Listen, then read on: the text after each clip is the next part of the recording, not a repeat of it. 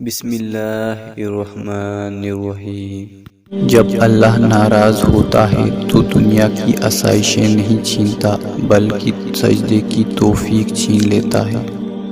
اگر پتھروں کو بھی سلیقے سے جوڑا جائے تو احساس محبت ان میں بھی نظر آتا ہے۔ درد مند بنے عقل مند تو بہت مل جاتے ہیں۔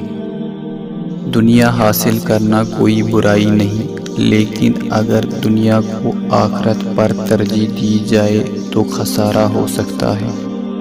مخلص دوست اللہ کی بہترین نعمت ہے، اور یہ نعمت ہر ایک کو میسر نہیں ہوتی۔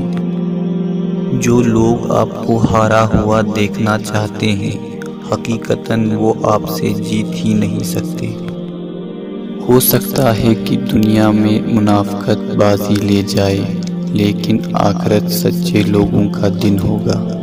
کسی بیماری یا پریشانی پر زندگی ختم نہیں ہوتی، بلکہ تبھی تو زندگی شروع ہوتی ہے جب آپ کسی پریشانی سے نکل کر خود کو مضبوط بناتے ہیں۔